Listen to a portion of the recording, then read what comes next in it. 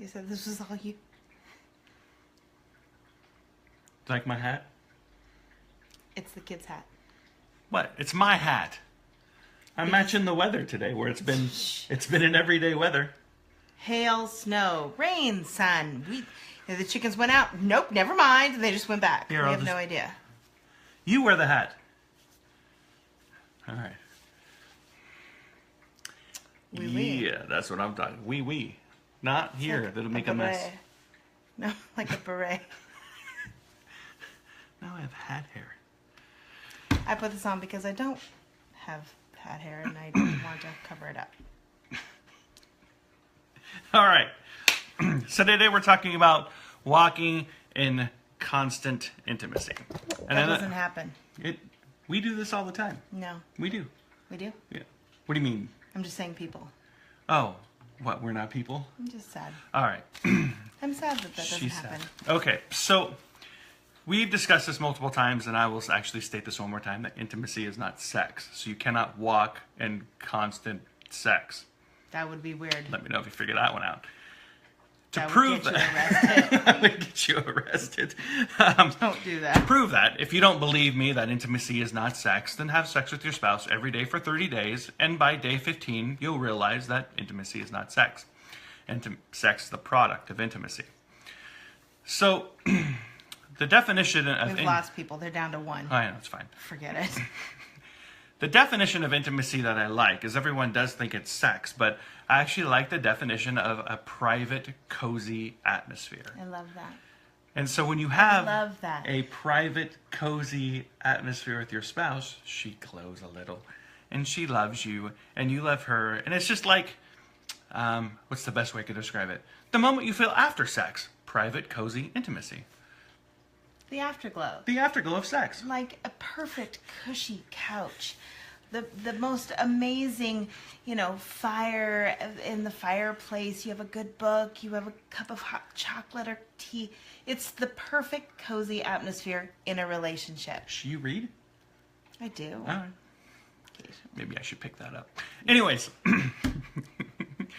whether you believe it or not, is that God wants you to have that private, cozy atmosphere with Him and with your spouse. Yes. And to continually walk in constant intimacy, you're going to have to do a couple of things that you're not doing or haven't been doing. And part of that is, I'm going to liken marriage to going to the gym. To get to where you done have... that a lot. I know I have, but it actually makes sense. We should be skinny people Yeah, if we keep referring to this. I'm working on it, Christine. I'm working on it. Just as I'm going to the gym today and I'm hearing this lady try to encourage me, she says a couple of things that kind of make sense to marriage. Just because you say you want to be skinny, if you don't put any effort into it, you're not going to be skinny. Just because you say you want to have a happy marriage, if you don't want to put any effort into it, you're not going to have a happy marriage. It is the same exact thing. And just like working out, the first week, it sucks. You're sore almost every single day. You're uncomfortable. You're uncomfortable. And this is not normal. I'm not used to this. Right. I don't know what I'm doing. I feel silly. And as That's you a lot of people. continually push through that, you're less sore. And, come to find out, you have a skinny day where you might have not lost a lot of weight, but you feel great and you feel skinny. And those are the days you look forward in your marriage. That's of when good. you go out on a date, you're communicating, you have really in-depth conversations, you finish that date with that, and you wake up the next morning and you're like, oh, that was the best time ever. How come we can't have that all the time? Yeah. Well, that's because you're not walking in constant intimacy. If you're walking in constant intimacy and you're continually flexing your marriage muscle, it gets bigger, just like Hans, I'll pump you up. It's the same We are here exact to thing. pump you up. It is the same thing. So you flexing your marriage muscle involves you communicating more than you ever have before, going out on dates, scheduling sex, scheduling dates. Men, schedule a date with your wife and make sure that the kids are taken care of.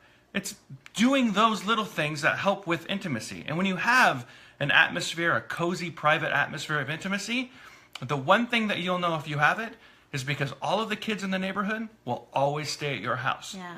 Your house is full of grace. Your house is full of forgiveness. Your house is full of mercy. And the first people to let you know is are your kids' friends, Preach it. or your family. It's beyond that comfortable point when you want to kick them out of the house, but your family, but you can't. But they just want to stay and rest in your cozy atmosphere. And they can't really define why they want to stay. It's good. because you have a private, cozy atmosphere. You're anointed, man. What? I am not. You are Okay. awesome. You're going. I'm going. Jesus is a part of your marriage. Yes. God created marriage at the beginning of time. With Adam and Eve, he created it. And it matches the Trinity. Man, woman, God. And he is always there in your household. And he's doing things trying to help you create that constant intimacy with himself and with you and your partner. He is for you.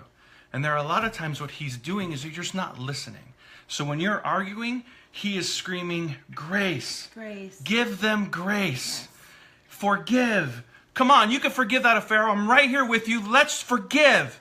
Come on, give them mercy. Yes.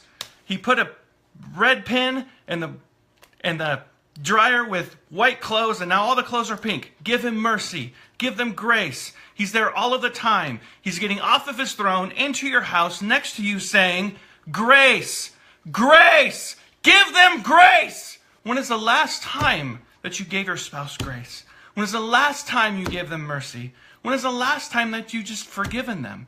You have to do this in a constant, everyday moment, constantly, to live in constant intimacy. Every single day I wake up looking for opportunities to give my wife grace, to forgive her, and to show her mercy.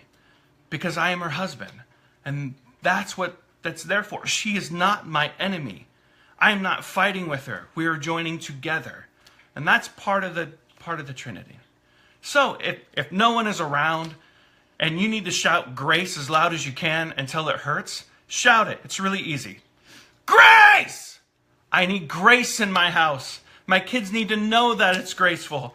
My wife needs to know that there's grace. My kids need to know that if they screw up, they're already forgiven. It's grace. Speak grace to it. Speak grace to your marriage. Are you okay? I'm sorry. I wasn't expecting you to cry. I didn't know you had a whole fire and brimstone. That was amazing. Fire and brimstone. I didn't There's know no that. fire. Nice hat. All right. Thank you for tuning in. We love you. Speak grace over your marriage. And if you need us, message us. Good night.